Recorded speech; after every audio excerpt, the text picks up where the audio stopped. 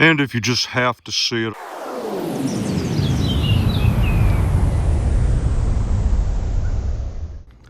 Well, good evening and welcome to the Arbor Hills Nature Preserve in Plano, Texas to kick off field testing for the OGERY Z10 camping light. The manufacturer reached out to me, wanted a field test for their product, and you know what I say. If it is a field test you want, a field test you shall have. Now, the light is advertised as a camping light, possible use for recreational purposes. I suppose if you have a big enough dwelling, you could look at it as an emergency light, particularly with the power bank. But when I first checked it out online, I had a curiosity as to whether or not it could be at least partially used for some of the tasks I'm involved in night videography. I probably can't add a whole lot to the reviews that have already demonstrated the light in a camping context. So in addition to that, I wanted to add a new twist, and that will be night videography. I will point out that field testing will be done at 3 different locations, starting at the LBJ Grasslands outside of Decatur, Texas, at a campground, then back here to Arbor Hills, and then a completely new location for the channel, Frisco Commons Park.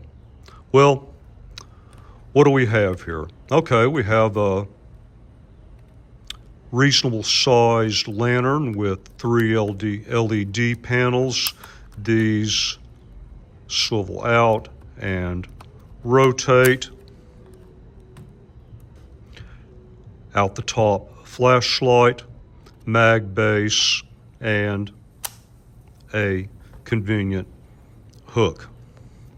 Output levels, low, medium, high, and there's kind of a flashing emergency beacon. I'll just call that emergency output. Color temperature, warm, neutral, cool. Now, if you go to the website, they give you the approximate color temperatures, and typically we think about progressions in terms of low, medium, high, emergency, and then warm, neutral, cool, with cool being a completely separate emitter and most likely the highest lumen output. So here's where there may be a little confusion for you at first. The level progression is actually high, medium, low, emergency, and then the temperature progression is cool, warm, and then both of those on simultaneously. So that temperature is in fact a weighted average of the cool and warm emitters, and that is in fact your highest lumen output. There is no visual indicator as to what output level you're in or temperature. So the first few times you use this, like at a campground, and wow, this time of year, this is a total bug magnet.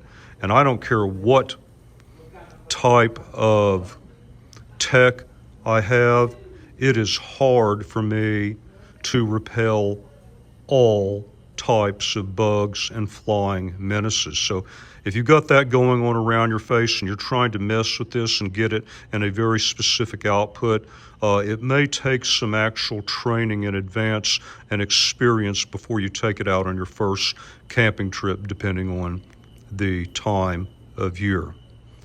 Well, you're not really here to listen to me babble on. You want to see all of this working in the field?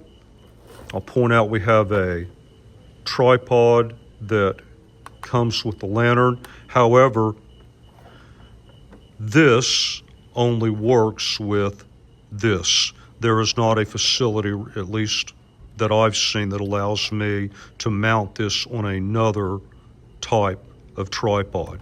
So we're going to see how this works as a unit in a number of different contexts. Like I said, First stop is the LBJ Grasslands, so let's go out there and I'll show you some of the clips that I shot during the preliminary evaluation.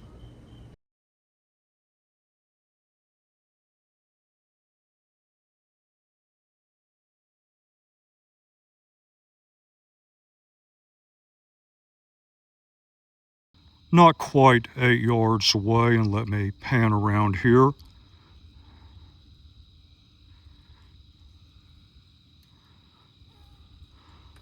Not bad for very basic lighting out to say 10 to 12 yards. This is the high warm output, and I can now light up those rocks, which are well over 20 yards away. So we've definitely increased our field of view and distance.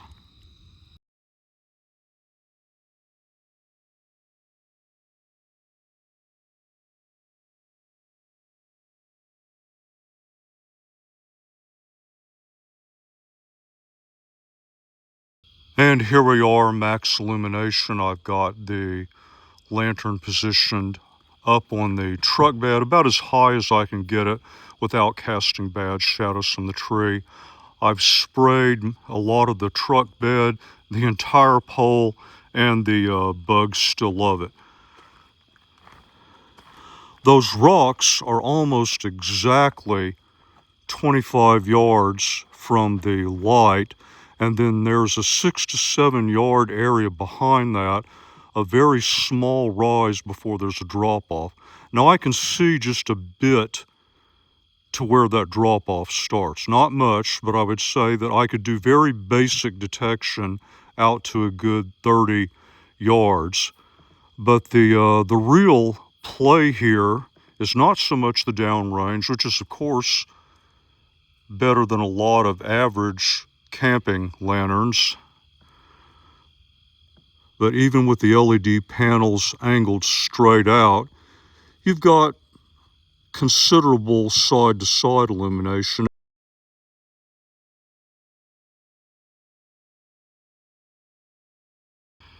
And if you just have to see it, I went ahead and moved it down to the ground. At the playground, there is some ambient light out. Of course, we have light up there in the picnic area, but it can get relatively dark in a lot of the other areas, and it is amazing, especially on a holiday weekend like tonight, how late parents will let children come out here and play, sometimes, honestly, unsupervised. While there may be enough light to go to the swing set, and if you took it slow, you might be able to move around without tripping. But here's the big problem. They'll also play ball or just run around for the sake of running around, you know, kids.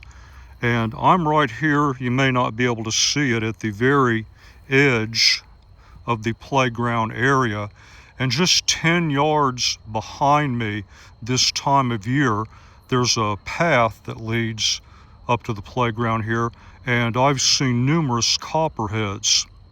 So let's give this playground area and our hypothetical kids a bit more light. So cool, white output, high level. I'm telescoped up a couple levels. Now, if you happen to go back in this area, there's that trail I was talking about. I have in fact seen copperheads right across this area here. So we've got more than enough illumination behind, and the rest of the playground area is fairly well lit up. This is warm, low output, telescoped up one more, and this is an area that I've often photographed and videoed a number of interesting things. This crack right here, I've often found a tarantula living inside there. Frogs, snakes, everything. And I have considerable flexibility to move around here and get more than adequate light for filming. I could even get off at a high angle here and turn the high CRI flood my headlamp on and augment this static or key light. So this is one of my personal interests in this system, is possible use in night photography and videography. And that's max extension and high output level for the warm light. And what I'm doing is lighting up an area that a lot of people like to take static wedding shots and videos down in this area. Now it's about 21:30, so we don't have hardly anything other than just light pollution from the surrounding city. And this is looking like somewhere between golden hour and dusk lighting. I would probably put some additional bounce or fill light down there at the bottom, but just for general videography purposes, this is looking like it could make a very intriguing key light.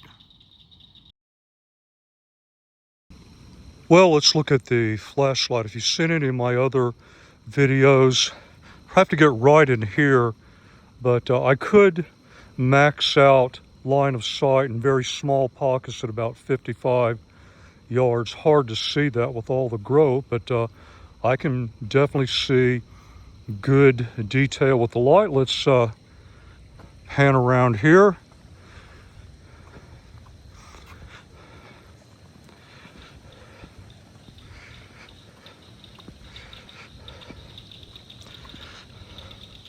Now keep in mind, this is just an emergency use flashlight. This would never be my primary light.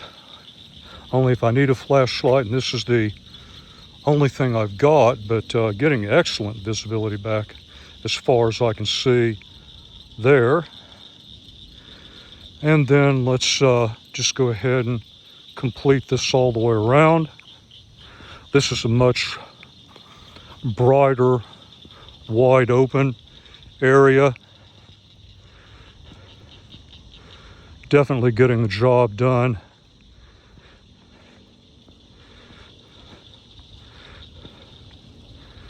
And then finish off back where we started. And here we are at Frisco Commons Park, Memorial Day weekend. You can see the sun setting on the horizon. So let's just suppose I had some drone footage of the setting sun, and I wanted to follow up with a couple of night shots of the veterans' monuments here. So let's suppose that this is the first on my evening shot list. There is a minuscule amount of backlighting, but it's a fluorescent light. I don't like it. I want to keep that vibe of the setting sun, so I want something warm. So I'm using our light on warm, high output, and it's working just fine. And as you might see, I want to be careful about reflections of the light onto the monument.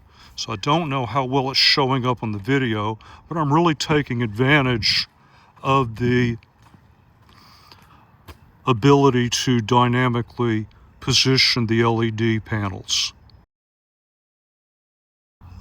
This is another shot where I'm using a very minimal amount of flood from my headlamp, but I'm contrasting that with what appears to be backlighting. So how did I do that? I can't do it with the LED panels. It would be way too much reflection. So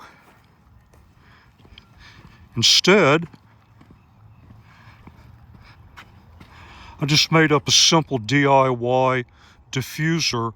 That's just a simple cotton pillow cover, about $2.50. So it's cheap but effective. And this is roughly an angle that I want to shoot both the flags and the battlefield cross. I do have some light working for me, but it's just not getting the job done. And that's a lot better. Let me show you where I have the light positioned on maximum output. Right there. And for comparison purposes, there's a straight-on shot at roughly 21 yards. And we are back at the Arbor Hills Nature Preserve for a very brief wrap-up.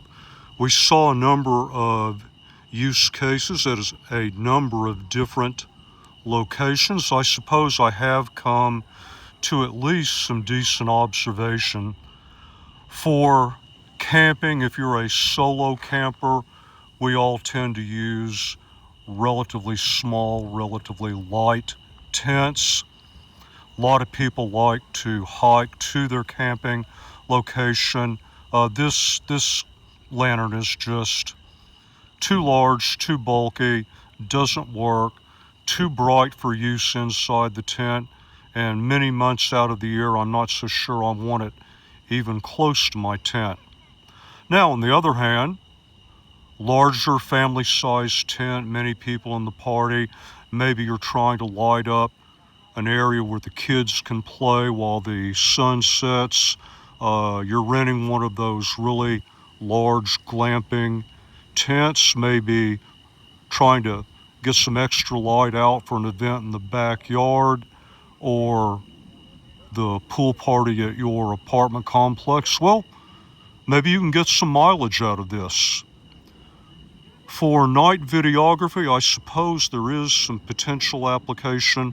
On the one hand, the kit is a bit less bulky and lighter than other lighting rigs I've hauled around in the past. On the other hand, I'm not much of a fan of the UI or the tripod. A couple aspects of the construction impressed me as being just a bit flimsy for heavier use. I cannot level the tripod, which limits the ground I can put it on, even though I do have some flexibility in adjustment of the LED panels. So I guess the verdict is still out for that. In fact, as I continue to talk about and use this light, the one phrase that just keeps coming up to me that's more applicable to this product than any other I have ever reviewed is your mileage may vary, and it may vary quite significantly. So on that happy note, that's it for me. And as always, until the next review, thank you very much for your time, and thank you for watching the video.